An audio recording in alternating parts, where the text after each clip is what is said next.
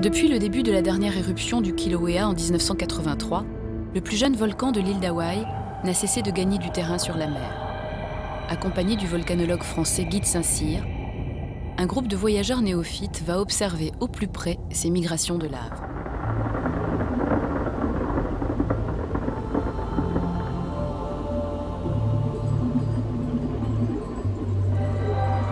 Hawaï est l'archipel le plus isolé de la planète, perdu dans l'immensité du Pacifique depuis 75 millions d'années. Big Island est la plus jeune des îles et celle où l'activité volcanique persiste. Elle est née de la réunion de 5 volcans géants et le plus petit d'entre eux, le Kilauea, est néanmoins un des plus actifs au monde.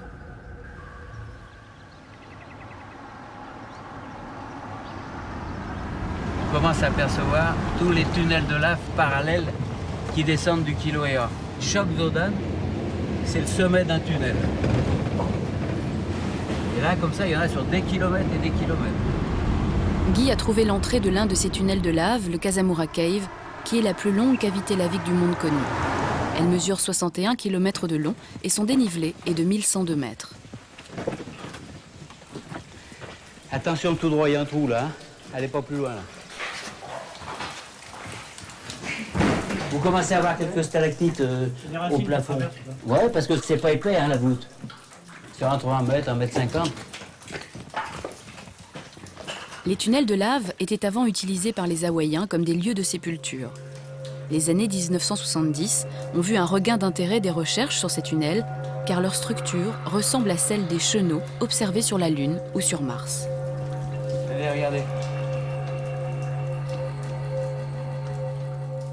C'est du basalte. C'est simplement le tunnel qui a refondu. Le tunnel s'est formé et du fait de températures excessivement élevées, le toit a flué, le toit a coulé et ces petites stalactites sont autant de coulures du toit. Voilà comment se sont formées ces stalactites.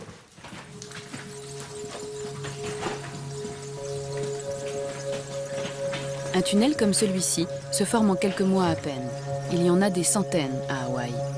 Les volcans qui ont sur leur flanc des tunnels de lave sont rares, une douzaine à peine sur les 600 volcans actifs qui parsèment la planète.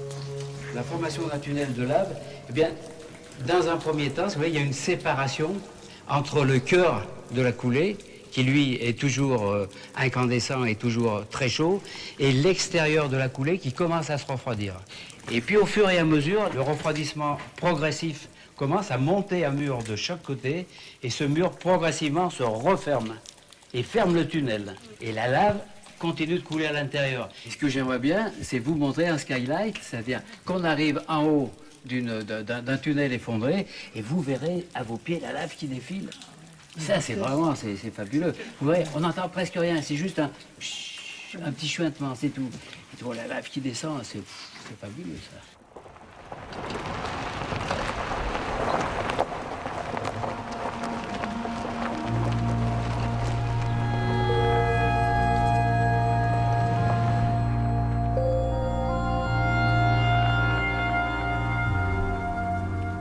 Il y a 23 ans a débuté la dernière éruption du volcan Kilauea. Depuis, des millions de mètres cubes de lave sont émis tous les ans. En 1990, les coulées envahissent le village de Kalapana. 107 maisons sont détruites et disparaissent sous des épaisseurs de 15 à 25 mètres de lave.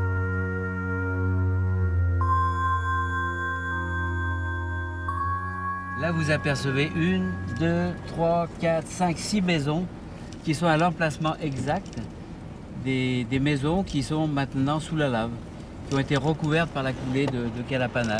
Et les gens ont reconstruit leur petite maison ici. Alors, cette maison, c'est une des rares qui a réchappé à cette coulée. Elle est passée entre les deux bras de la coulée.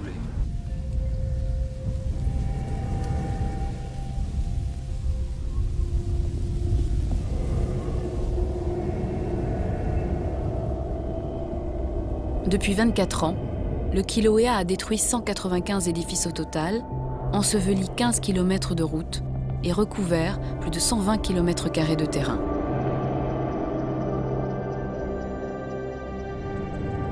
Les Hawaïens sont habitués au débordement de leurs volcans.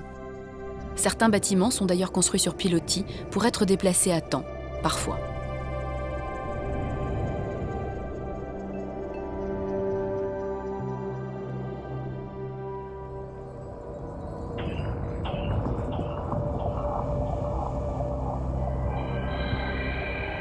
Du lac de lave du Kilauea jusqu'à la mer, une zone de 160 km² est traversée par des flots de lave ininterrompus. Pour rejoindre la côte, la lave peut parcourir jusqu'à 50 km dans des tunnels. Elle peut aussi s'arrêter en chemin sur les plateaux si la pente est trop faible, ou couler à plus de 60 km/h.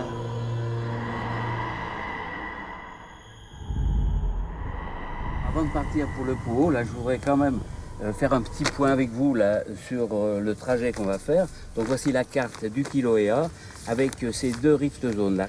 Aujourd'hui, ce qu'on va essayer, c'est de s'approcher de ces coulées de lave qui partent du sommet du Poo, c'est-à-dire du lac de lave qu'on a déjà vu, et qui descendent sur 14 km par des tunnels de lave, comme celui qu'on a visité récemment, et qui vont arriver jusqu'à la mer. Et apparemment, quelque part, le flux de lave se partage en deux, et les deux sont séparés par 1 km, 1,5 km.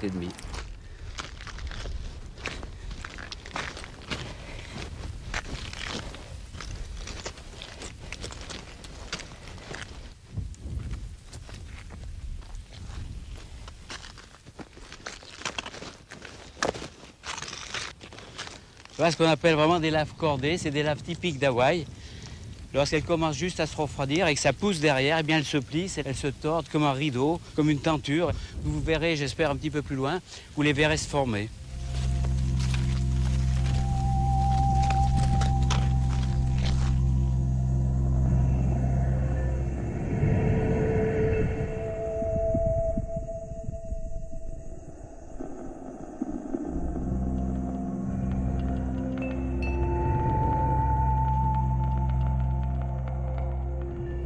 On sent la chaleur qui commence à monter.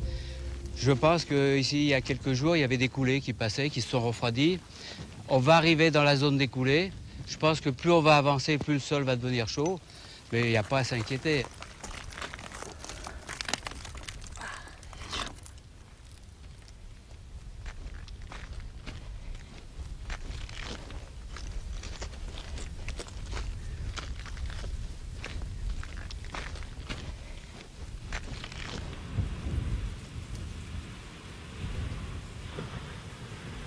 Oui! Venez voir, venez voir, venez voir. Venez voir la lave qui défile, venez voir. Elle est à 30 cm de nous, là, regardez. Regarde, regarde, regarde. Regarde. Tu la vois descendre, là? La vitesse, c'est extraordinaire. Sans la chaleur, là. Là, vraiment, vous voyez naître la terre. Ça, c'est vraiment... On ne peut pas dire mieux. Vous voyez naître la terre. C'est pas souvent qu'on voit des skylights à Hawaï. Il y a longtemps que je n'en avais pas vu. Et là, vous voyez, en plus, la lave, elle est très près. C'est-à-dire que la galerie, elle est pratiquement pleine, là. Par rapport à ce que je vois en surface, je dirais que c'est un tunnel qui fait au moins 6 mètres de large, 6-7 mètres de large. Tu vois, on voit la voûte, là, qui va jusque là-bas, là. 6-7 mètres minimum. Vous entendez, on dirait de l'eau qui coule. Écoutez.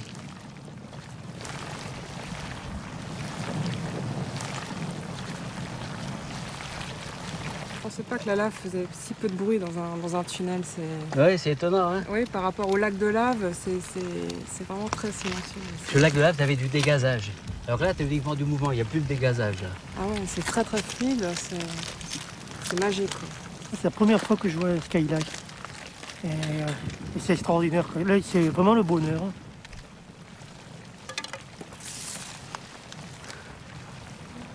T'as vu la vitesse où il est parti, le bateau? Ah oui, là, il y a du courant. Il y a du débit, hein? Ah oui, il y a du débit.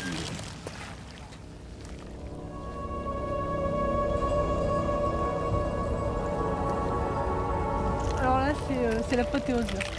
C'est une naissance, hein, il n'y a pas à dire. C'est entendre couler la lave, de la voir passer si vite. Mais c'est incroyable.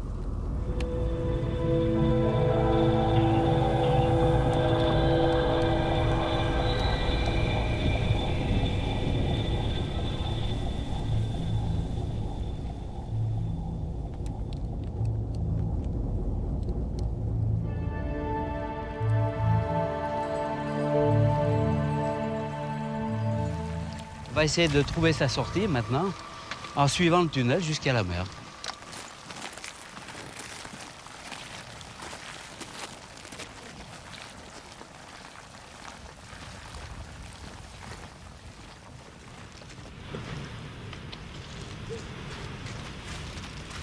Voilà, on approche la coulée, mais j'ai l'impression que la coulée, elle arrive sous la mer. C'est pour ça que vous avez ces explosions là. On n'avancez pas trop près, il y a encore une plateforme, pareil, hein, c'est une plateforme qui s'est construite sur la mer et qui est fragile, évidemment. Oh là là! On a du bol parce que ça, on l'a pas chaque fois. Hein.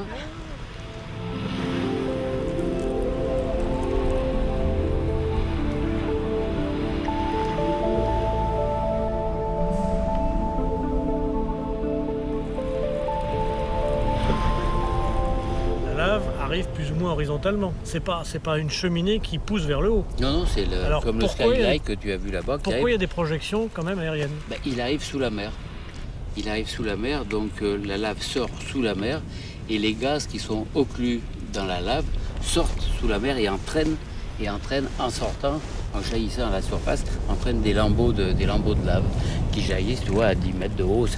C'est pas très violent, mais c'est simplement un dégazage qui se fait sous la mer.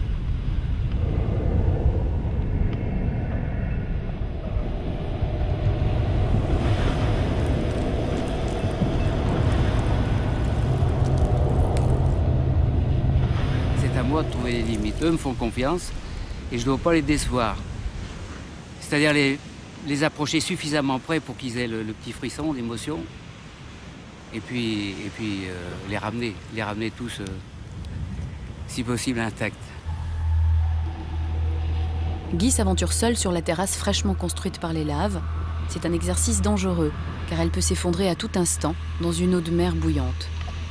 Les gaz à cet endroit et sur toute la zone sont extrêmement nocifs.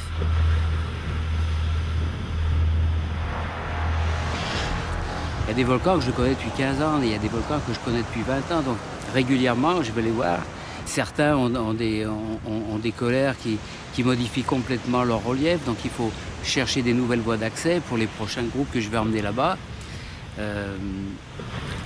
Chaque fois aussi c'est un jeu, il faut approcher le volcan, il faut approcher les coulées, il faut approcher les explosions, et en gardant toujours des limites de sécurité raisonnables.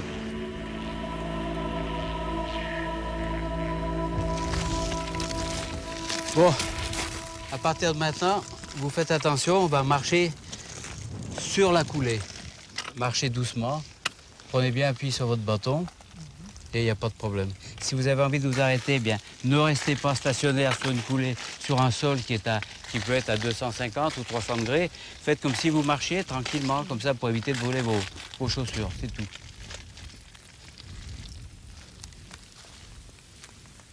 Marcher sur la lave, c'est pas tellement naturel. Bon, on va y aller quand même. J'ai moins envie de rigoler pour l'instant, mais ça viendra peut-être. Hein. Je sais pas si c'est de l'inconscience, mais moi j'ai un peu confiance. En fait, je me dis que, a priori, il l'a déjà fait depuis 15 ans, donc il est toujours là. Je savais qu'à un moment donné, ça allait m'arriver, qu'il va falloir que je me dépasse, donc c'est maintenant.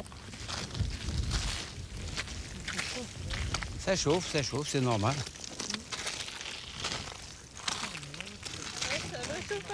Ouais, c'est normal, c'est normal. Ne vous inquiétez pas, c'est normal de chauffer. N'oubliez pas de lever les pieds. Comment vous allez cramer vos chaussures.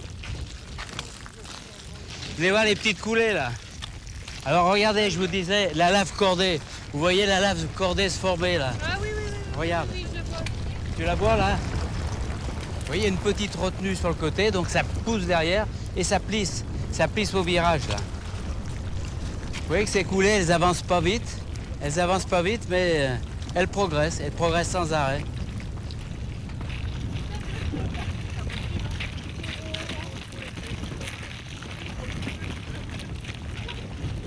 Si tu enlèves la croûte de 30 cm d'épaisseur, et à certains endroits moins, toute cette partie-là est incandescente.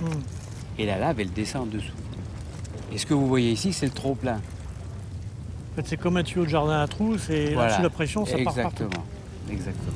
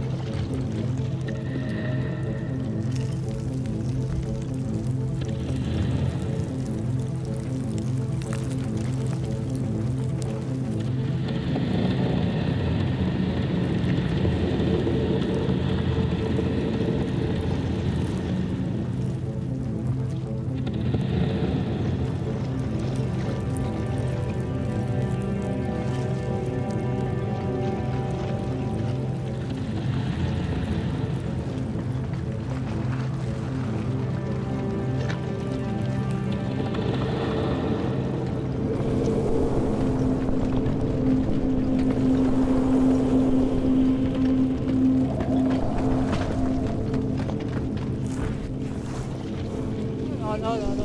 Oh mon Dieu. On n'a plus peur, tout est magnifique. On n'a plus envie de partir, on sent plus la chaleur, on sent plus les pieds. C'est juste le paysage. On marche sur des charbons ardents. Fantastique.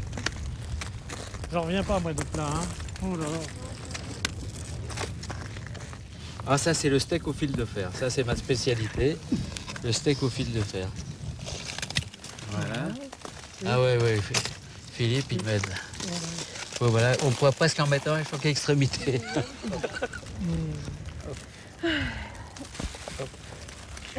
Voilà. Bon, allez, on va se faire le petit là-dessus, là.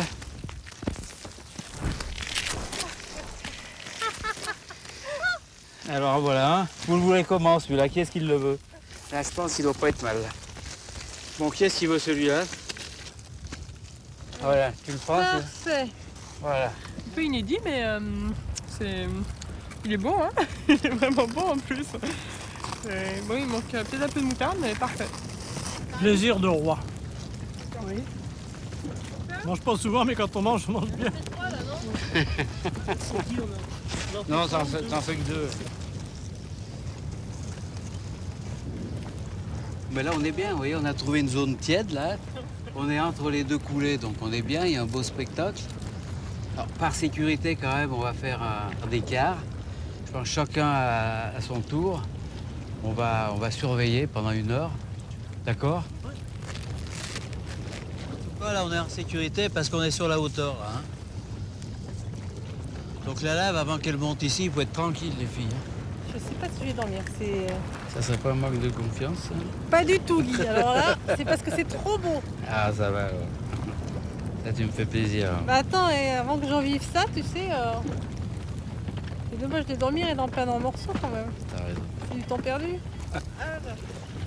Il faut que je regarde devant moi et puis parfois derrière aussi. Parce que la lave est un peu partout, quoi. Et qu'un échappatoire, c'est par ici. Voilà, mais enfin bon, il n'y a pas de problème. Hein. Parce que bon, ben, je surveille et puis en même temps, j'en profite.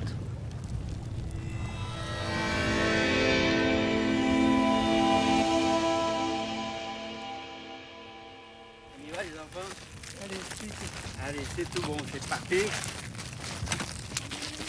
Sous leurs pieds, un demi-centimètre les sépare d'une lave entre 900 et 1200 degrés, protégée par une croûte refroidie qui est un isolant presque parfait. Ouais, c'est chaud, hein? C'est chaud. Ça brûle là.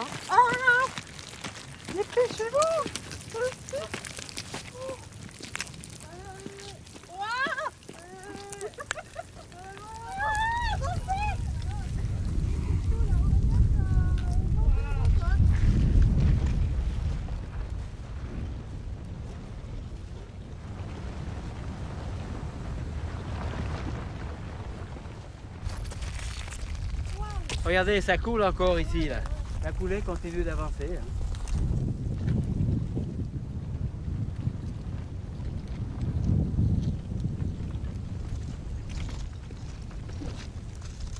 Là, on est actuellement sur des pas oi oi et derrière, c'est des laves AA. Les laves AA, c'est ces laves scoriacées qui sont épouvantables. C'est très difficile à progresser sur ce type de lave.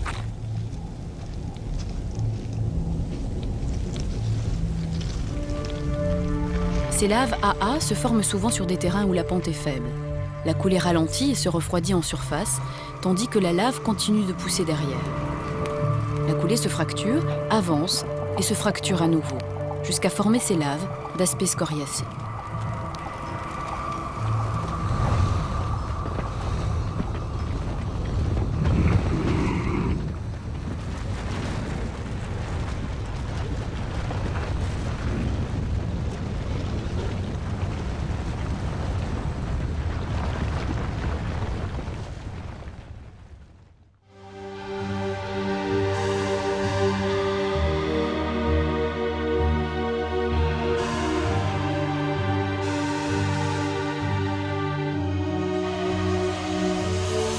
Il faut naviguer 1h30 pour parvenir jusqu'au site découlé en mer.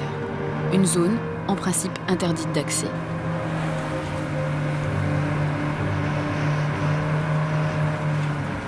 excitée à l'idée de voir les coulées dans la mer et de voir le mélange du feu et de l'eau. Ça, je pense que ça va être un grand moment, donc je prends sur moi. Mais j'aime vraiment pas le bateau.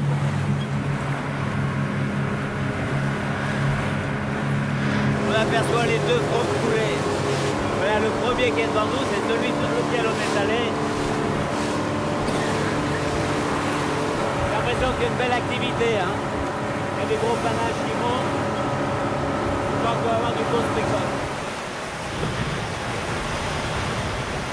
Vous voyez, en 2 ans, j'ai vu se construire la terrasse. Là. Je l'ai vu avancer sur la mer. Et là, à mon avis, elle va probablement glisser. La terrasse repose pas sur le fond? Si, elle repose sur le fond, mais la lave s'enfile dessous, fait une espèce de tapis roulant, et il y a une fracture qui peut se faire en amont, et toute la terrasse nouvellement construite part à la mer. Et ça, c'est très très rapide. Hein. C'est une cassure, et l'espace d'un instant, et tout part. Voilà, c'est un peu ça.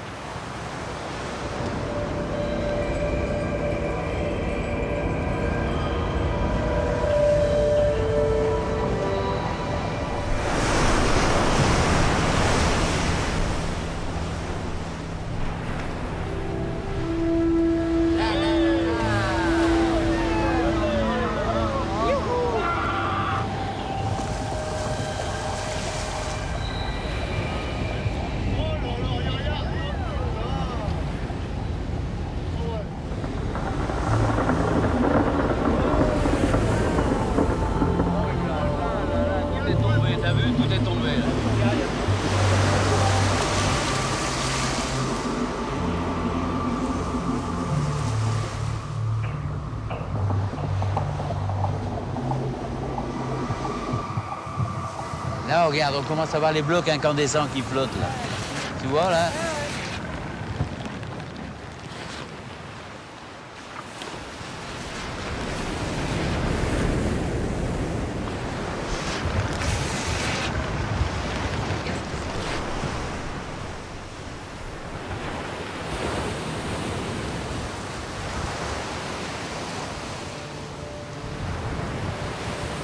Regarde l'ambiance là, et là il y a une belle ambiance là.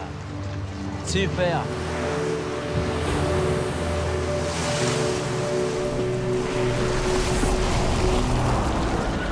Ouais, regarde.